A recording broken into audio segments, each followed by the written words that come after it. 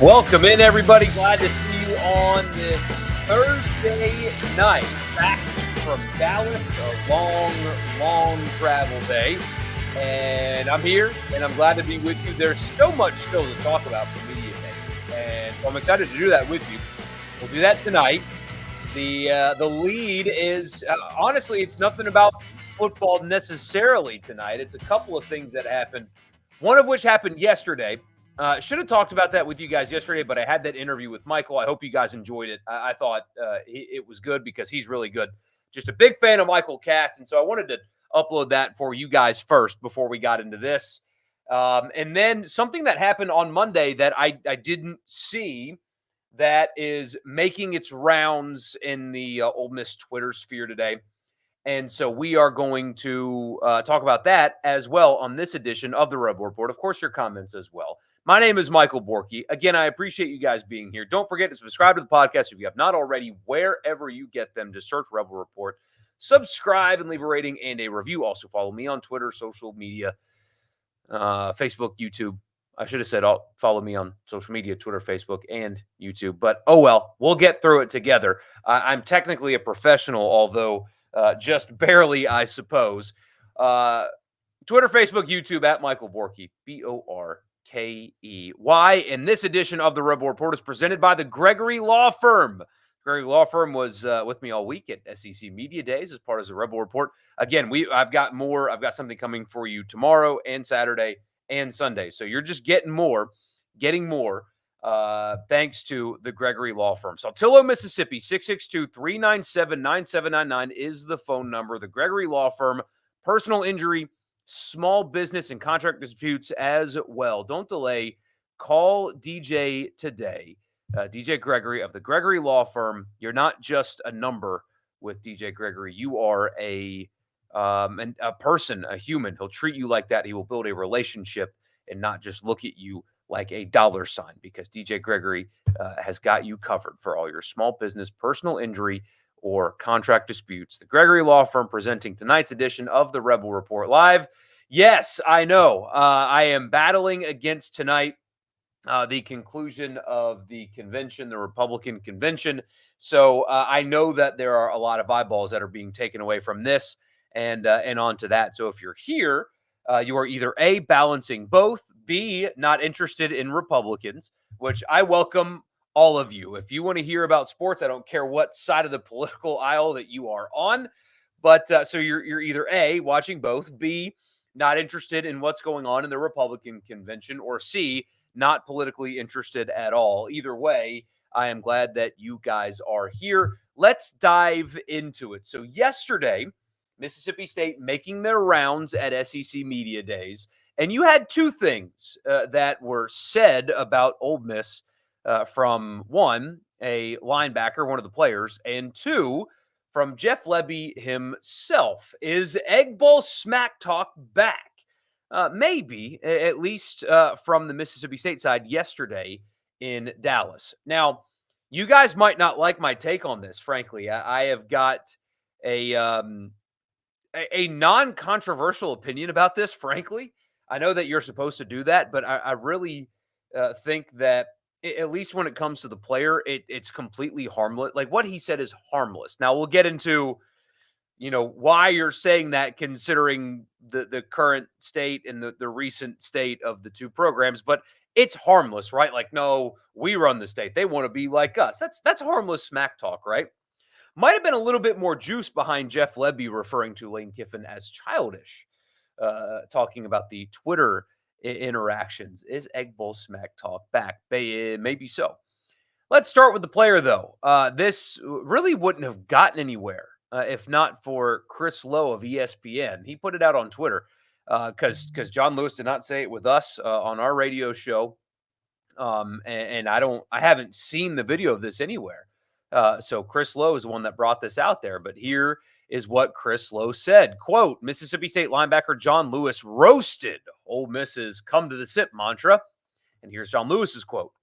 It's overrated. This is our state. Everybody knows that. We run the SIP because we run Mississippi. We've been saying it. They're just following us, so it's okay. They literally want to be us.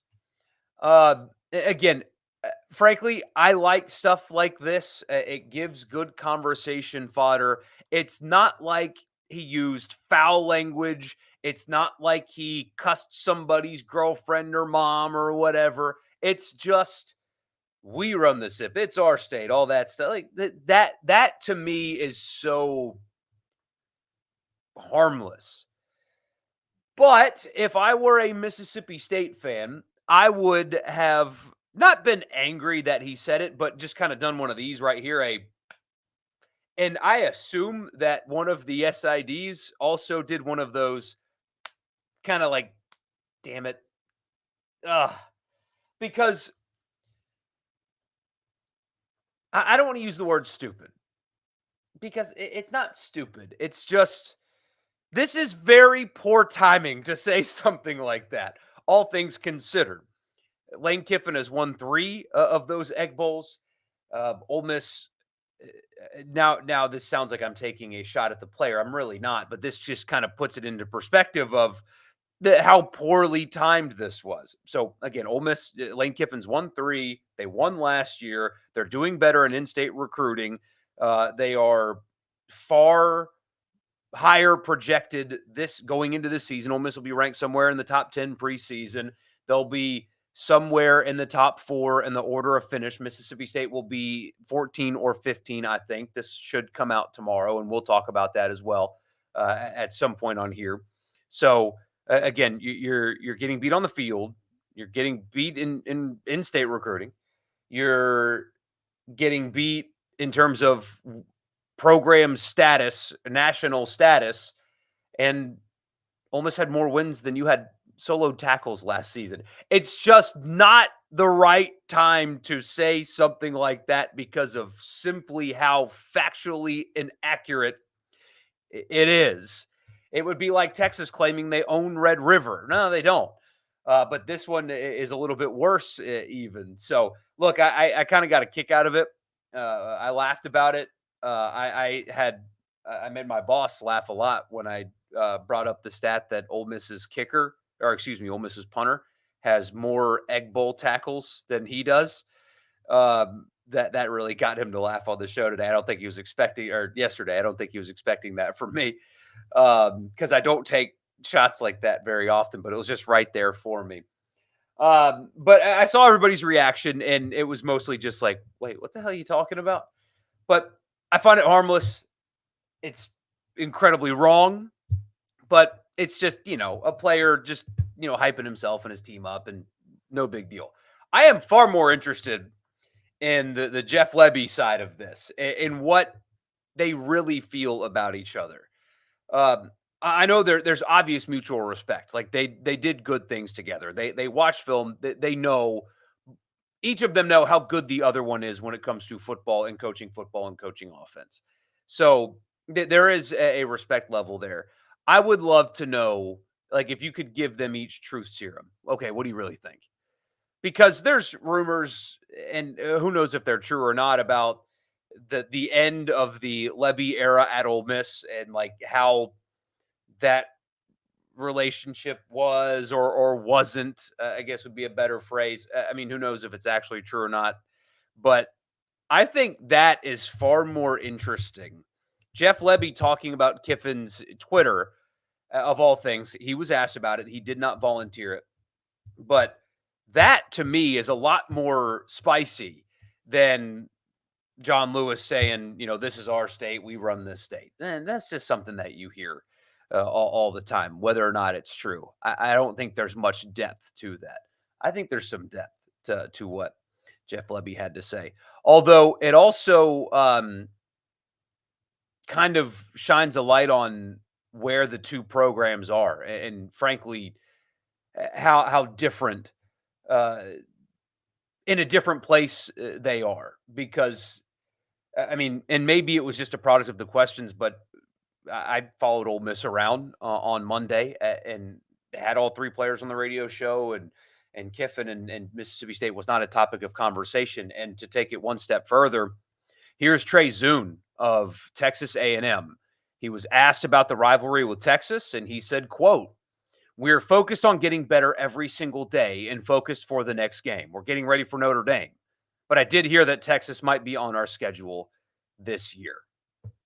That, if look, I don't know how Mississippi State feels about that quote, but I have a feeling that the SIDs would have preferred that angle as opposed to the other. But either way, pretty harmless. The next thing that I want to talk about with you guys, I think, is a lot worse. And I, full disclosure, I didn't see this. So inside baseball, whatever, it's not a big deal. But what goes on the SEC network during media days, despite being there, like next to the studio setup, right? We don't hear it. We have no idea what goes on the SEC network during media days. We don't hear it. Like we see, like when Nick Saban's on, like you can look over and Nick Saban's sitting up there, but you don't hear it. There's no like loudspeaker. There's nothing for us to see. And so I knew at some point Lane Kiffin was going to be on with Finebaum because every coach is. I was not aware until today of what happened on there. And I wouldn't have been aware of it anyway if I was at media days or not, because that's just not something that I will ever consume willingly. But I saw the video floating around. If you guys haven't seen it, Paul Finebaum, yet again with Lane Kiffin, is bringing up the past termination and the role he possibly played in it.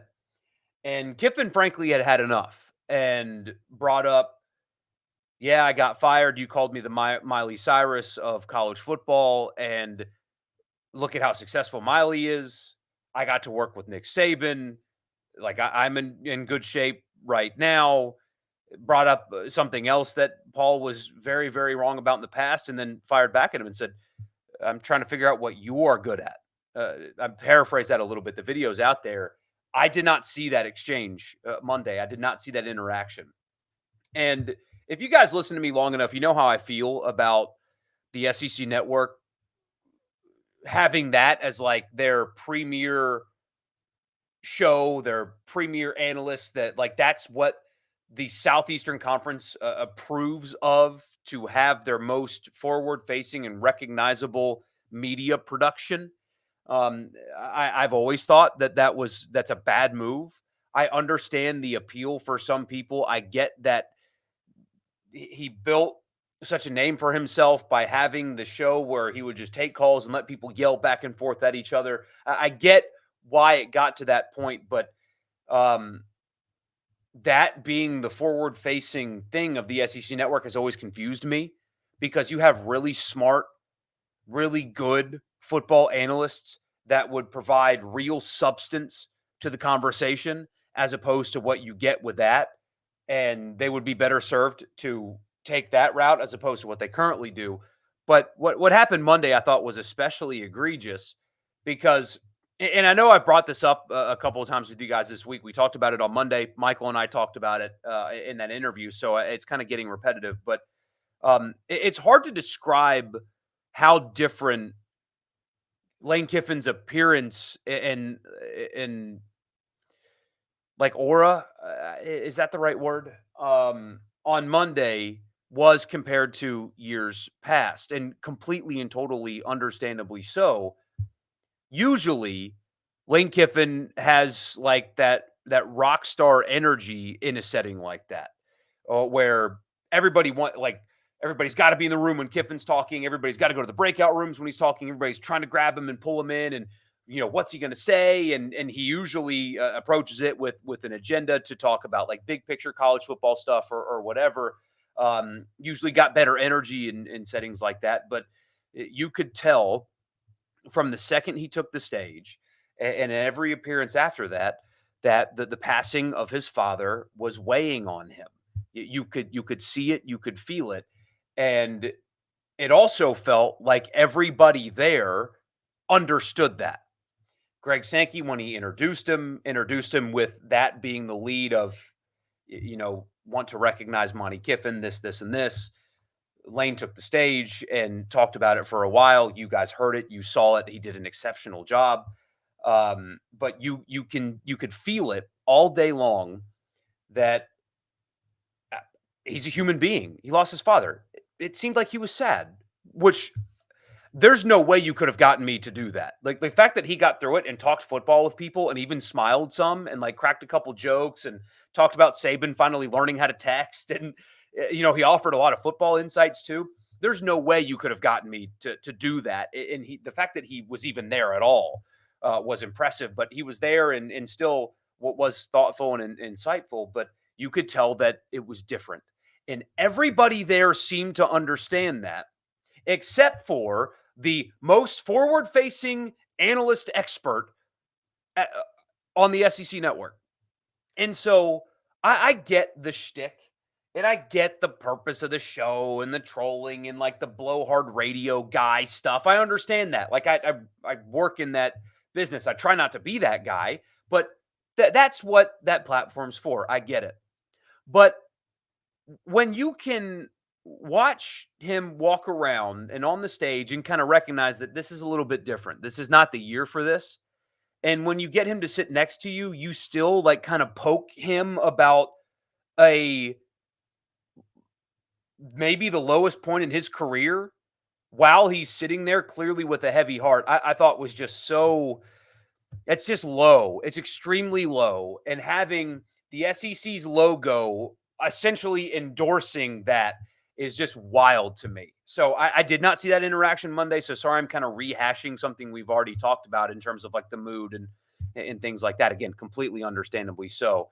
The fact that he went through that, I would not have been able to personally. There's no way you could have gotten me to do that. But how somebody in Finebaum's position can watch all that happen all day and then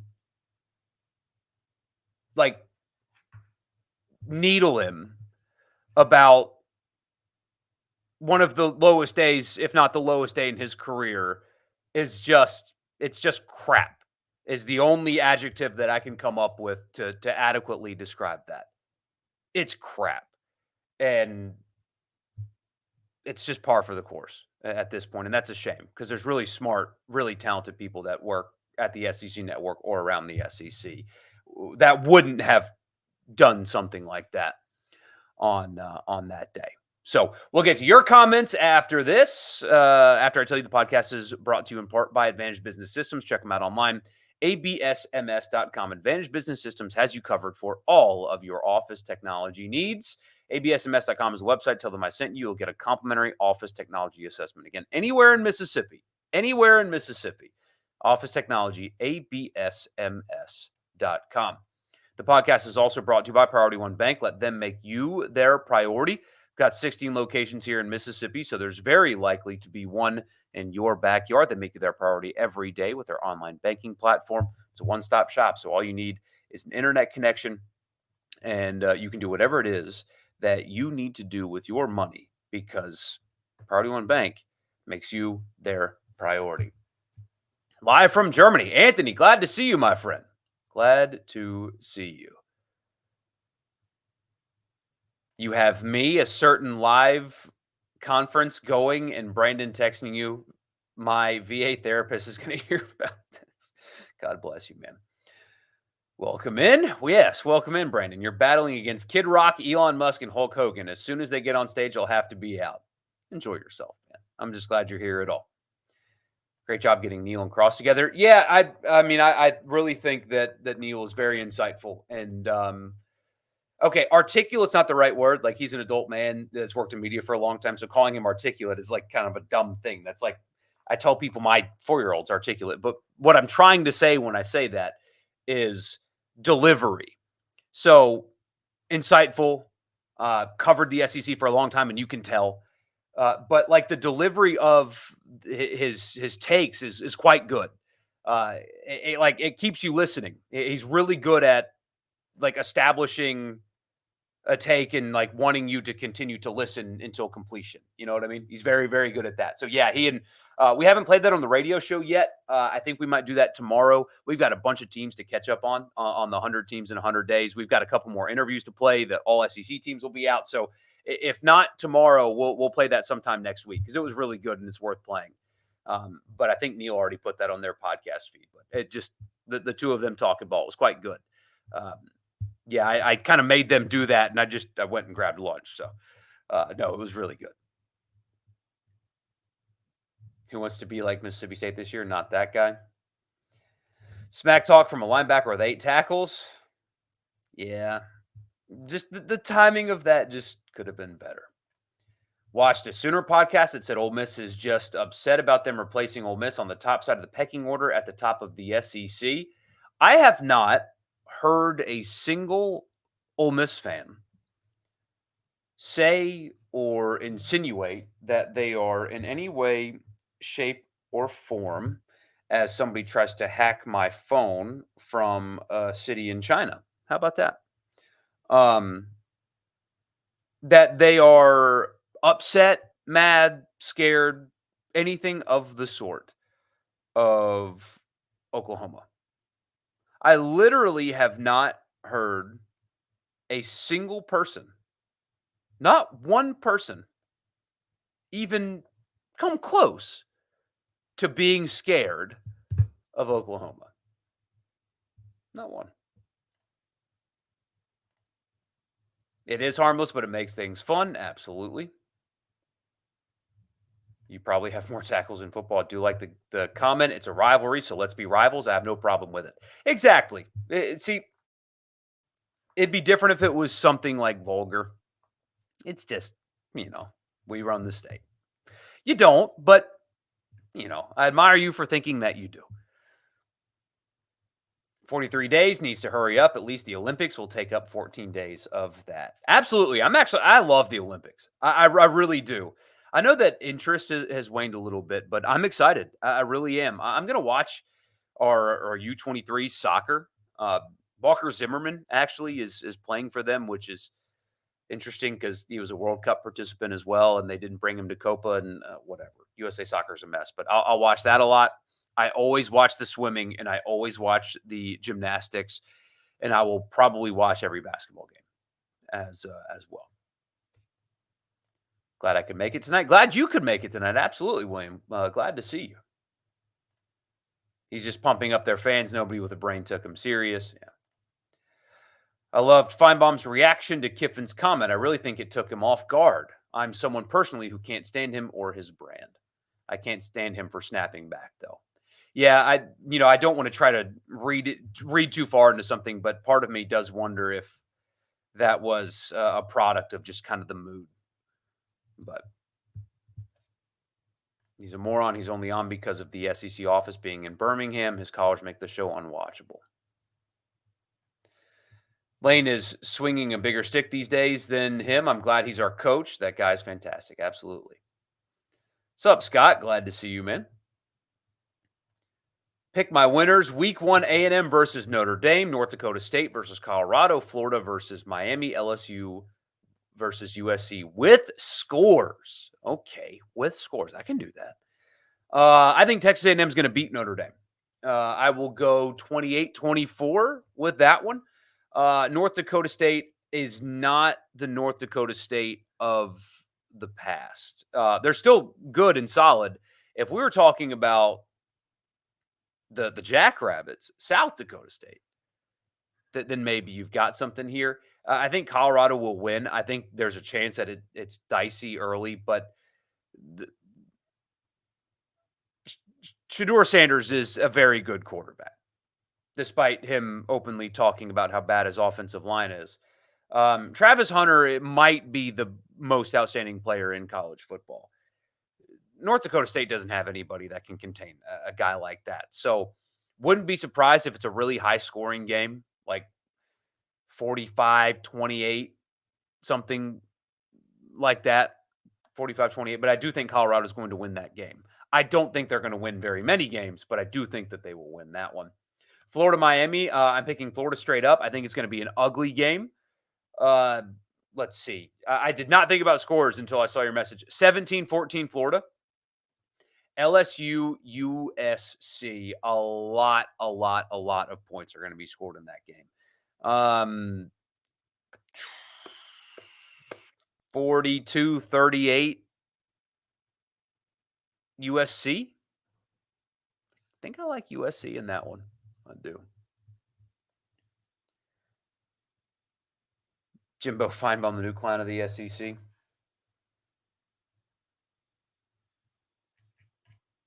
Yeah, I'm glad you liked it. I'm glad you liked that interview. What I'm really excited to bring you guys is I know I've mentioned it before, but the Senior Bowl quotes. I'm really excited to bring that to you guys. That might surprise some people. That was a really good one. Where do you think Ole Miss is going to end up? By the way, in the preseason predicted order of finish, I voted them third. For what it's worth to you, I voted Ole Miss third. And it was, oh gosh, I don't remember my order exactly. I'll have to write it out for the show tomorrow. Um, Georgia, Texas, Ole Miss, Alabama, Missouri, Tennessee. Right? So Georgia, Texas, Ole Miss, Alabama. Yes, I picked Alabama ahead of Missouri. Alabama, Missouri, Tennessee. Who did I have next? Texas A&M? I believe that. No. LSU, Texas A&M, Kentucky,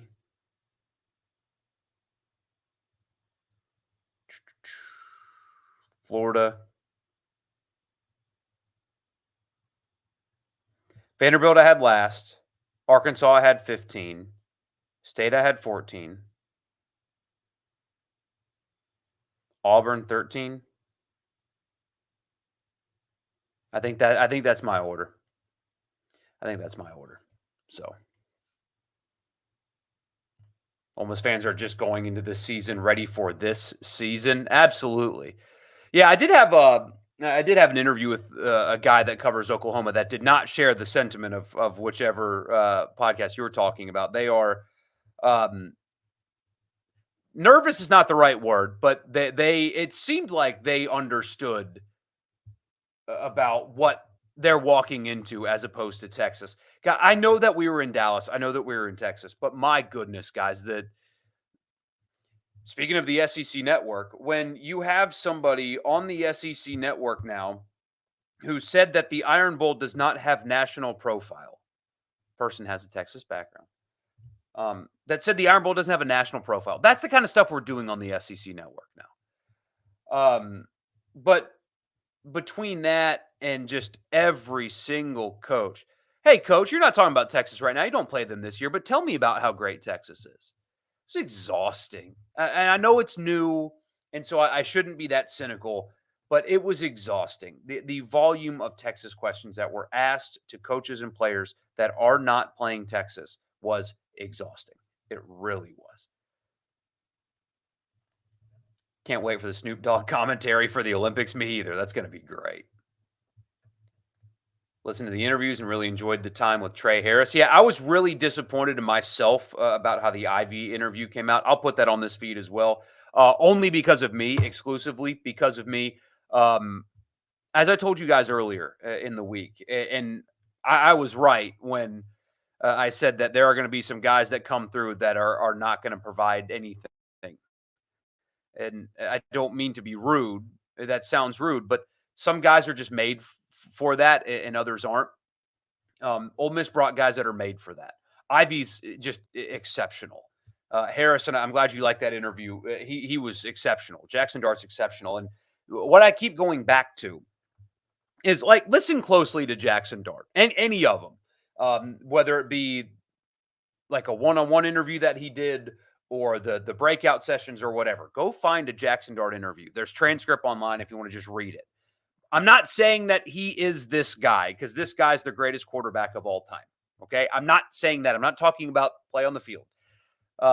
Although a lot of people think really highly of his play on the field, myself included. Listen to Jackson's answers. He sounds like Brady. He sounds like a professional. And not just a professional, but a professional winner. That's what he sounds like. Jared Ivey sounds like Cam Jordan. Cam Jordan's on the end of his career, but like Cam Jordan like 5 years ago. That's who Jared Ivey, that's what he talks like. I'm not talking about voice inflection. I mean, the answers that he gives. That's what Trey Harris sounds like. Those three guys talked like professionals. And I don't mean professional talkers. I mean professional football players where you have this aura of maturity. Like Trey Harris, I got to become a better route runner. I have to. I mean, if I'm going to help my team win, I have to run better routes. I've got to get better here. We other stuff like we haven't won anything yet. I understand that fans have expectations, and the expectations are great, but until we work our what's off every single day, it doesn't matter. That's Jared Ivey. My motor's got to get better. I've got to be in better shape to where I can play every snap at maximum effort.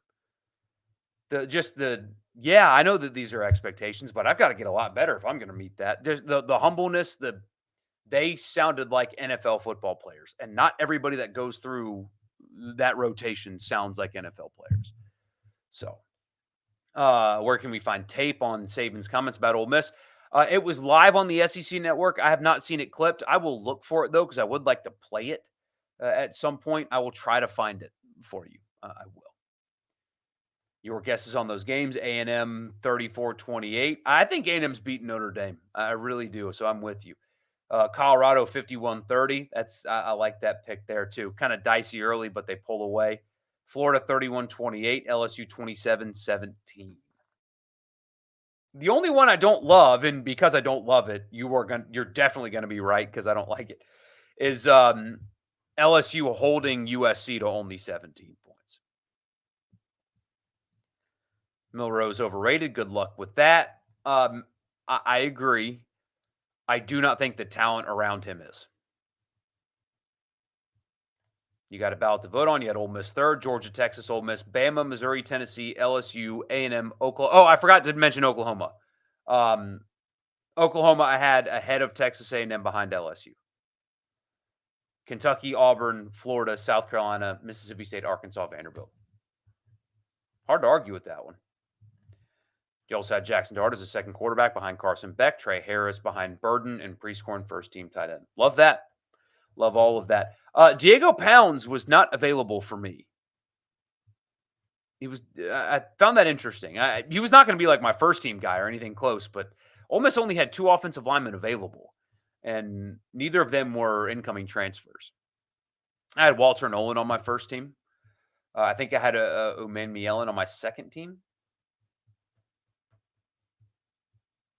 So Oklahoma is much more humble than Texas. I got that vibe this week. I did.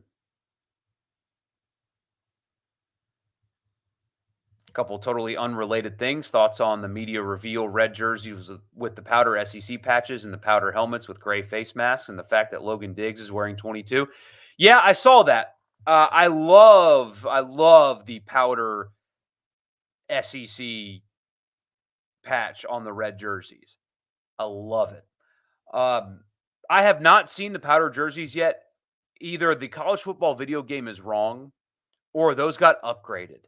The red outline on the script Ole Miss on the chest on the powder jerseys really pops on that video game. I hope that's a real adjustment. It may not be. I have not seen like an updated powder jersey, but I liked it. I like that color on the red.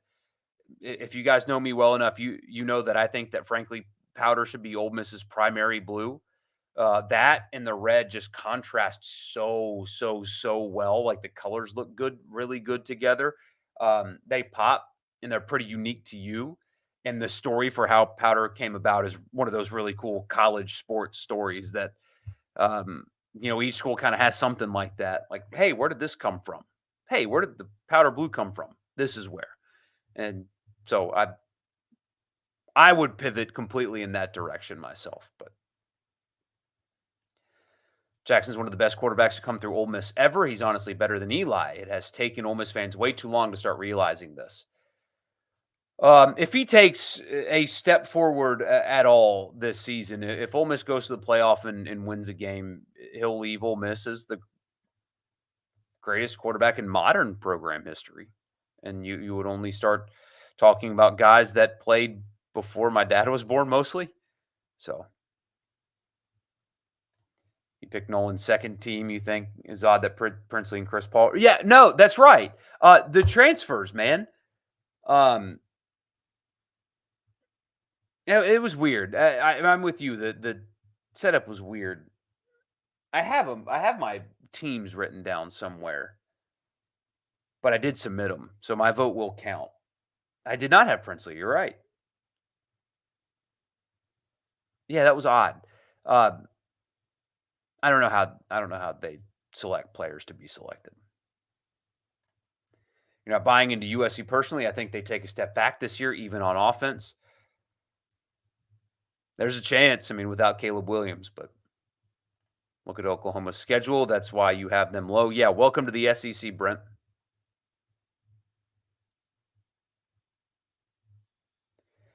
Is the kid from Madison Central going to be the starting running back at Georgia? So I think he went to Germantown, and no, no, that will be the Florida transfer, I think. But no, he's not going to start at Georgia this year, barring injuries. Physically, he's always looked like a freak, but anyway. Nolan's a cheat code in NCAA at least. They have Ole Miss's sideline reversed in the game. Also, the offense does the land shark for some reason. Yeah, it looked like there's a lot of attention to detail errors in that game. So I guess Centarian Perkins and a handful of other defensive players are not in it as of this moment. You had the omission of like the upper deck on Texas State Stadium, the sidelines being flipped with Ole Miss.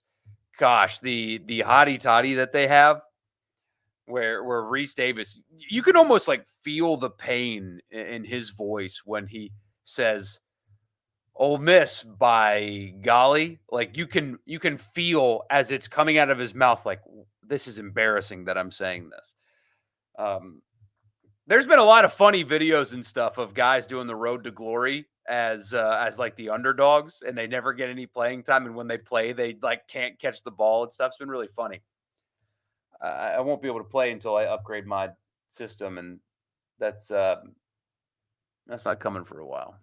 So anyway, it basically is at this point with powder being worn more than navy. I do think that's coming straight from the top. I think that's a Kiffin thing. I could be wrong. I don't know for sure. It's just like I think that that's what's happening. I have no insight on that whatsoever, which is probably how you can describe most things, if not everything. But I do think that's a Kiffin thing. The old heads don't like it though. I get it. Change is hard. It'd be different if the powder blue just kind of randomly showed up out of nowhere, but there's a story. Where did the powder blue come from? And Dart is not better than Eli yet, at least. No, not yet. Not yet, but he can leave Ole Miss this season as the best quarterback in modern program history. As I understand it, I could be wrong or have details wrong, but as I understand it, um, a helmet painter, so they used to ship off the helmets to get painted, used the wrong color blue on Ole Miss's helmets, and it was too late when they were returned to Ole Miss. It was too late to get them fixed, and so they had to wear them, and it was that color powder blue. But I mean, Chucky Mullins wore powder blue. You know, Archie did. Your two most iconic players for different reasons, but still wore that color. So it's deeply rooted in your history. So it might be concerning that you only chose one Missouri player in the whole ballot. They could be shaking on defense. Yeah, it's starting to get pointed out. Like there's been some revisionist history on Missouri's season last year to a degree. They were a good team. They earned all of their accolades, all that, but ooh, they had a lot of close wins to bad teams. Not close conference wins. Close conference wins are good wins regardless. But like they should have lost to what was it, Middle Tennessee? They scraped by in times that they shouldn't have. So Utah takes the Big 12 and the Ducks take the Big 10. Like that, like both of those. I think Ohio State has the best roster in college football, but I do think Oregon will be better coached and have a better quarterback. You almost vomited hearing the hottie toddy for the first time. It's so bad on that video game. It is so bad. Oh, man. The game is not currently finished. It has a large patch coming. Nowadays, almost every game gets released unfinished because people buy them anyways and they just try to fix stuff later. Yeah, it's kind of pathetic though, right? I mean, you had years and just like fundamental errors in the thing it's disappointing. But powder's better for branding. The kids want to wear it. Absolutely, they do. It's running on an engine from 2015. Is it really? That's a Call of Duty move right there. You think the Navy Gray is an elite combo, top 3 for sure? I disagree completely. But hey, it's still and what's amazing about it, it's still a good-looking uniform even though I disagree. Like, there's not one uniform that Ole Miss has worn in the Kiffin era. Need to preface that, in the Kiffin era, that is not objectively good looking. So, considering only the playoff era, where do you rate Ole Miss's program compared to Auburn? I think Ole Miss has surpassed them to this point. Absolutely, they have. In every measurable way, other than Hugh Freeze's high school recruiting class. On the field results, Ole Miss. What else matters? Well, Hugh Freeze is recruiting these receivers. That's great. That is great. Maybe that turns into wins 2 years from now. What are you today? What have you been lately? Ole Miss today and lately is a much better program than that of Auburn. It's really that simple. There's an article that came out today talking about what was it, Clemson's defensive line coach that straight up referenced that facilities, they just kids don't, as long as they're adequate, the kids don't care. Is the facility good enough? Fine. It's far more transactional. Tradition, history, it just doesn't matter anymore. Georgia and Ohio State are not getting players because of their tradition and history. Trey Harris is broken in the game. He's also broken in real life.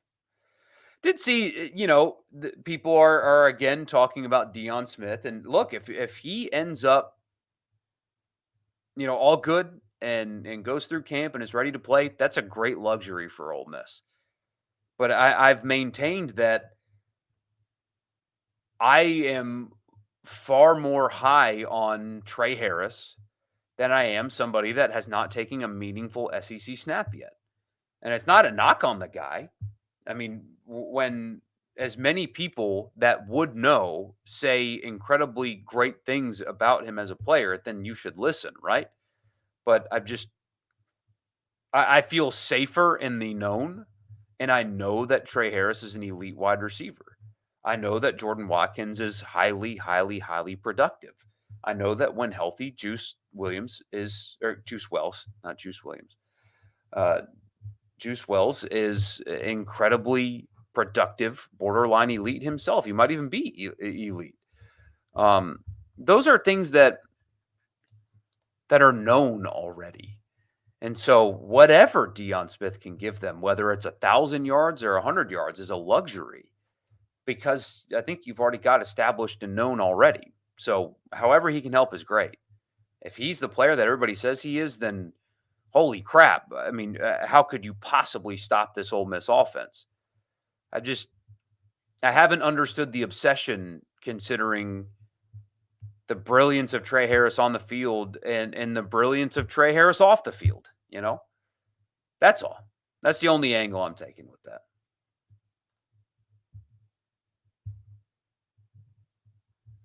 Missouri beat LSU last year. They had a 4th and 18 versus Florida. That's right. You like having both blues. You would hate to lose the Navy. Navy looks better than powder in night games. I'm biased. I shouldn't even respond to that because I'm just like, I love that powder blue color so much that I probably can't even look at that rationally. You think you're dropping Missouri to 9-3, get upset on the road at South Carolina? Ooh, that might save one Shane Beamer's job. They rushed their release because they were on a time crunch. Man, sounds like Halo when they rushed their release, and that was a flop after years of hype and build up. White helmet, red, white looks like Nebraska, and you don't like it. I understand why you don't like it. It's still like technically like a very good looking uniform, though. Powder helmet, red jersey, white pants. To me, it's powder red gray is the best looking one. Appreciate that, Jeffrey. Thank you, man. Glad you're here. Glad you're here. Glad that anybody's here, considering, you know, like even my guy Brandon dipped out to go watch the convention tonight. I can always count on Brandon, and even he left. It's a shame. Your favorites are powder red navy. Oh, in that order: powder red navy and the real tree, powder white. Wait, powder red navy, like navy pants? They don't have those anymore. I'm probably just confused. I'm an idiot. Forgive me.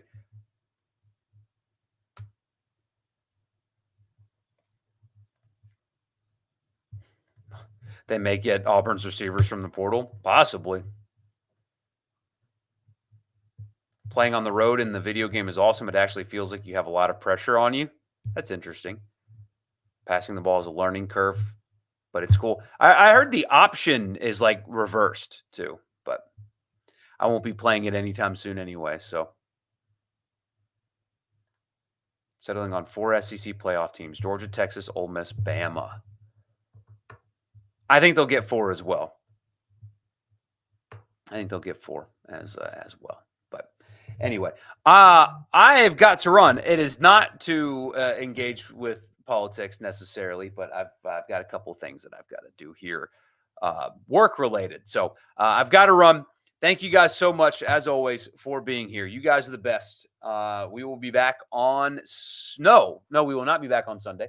I'm going to bring you guys what Jim Nagy of the Senior Bowl said about the Ole Miss it's not the wide receiver room, the running back room.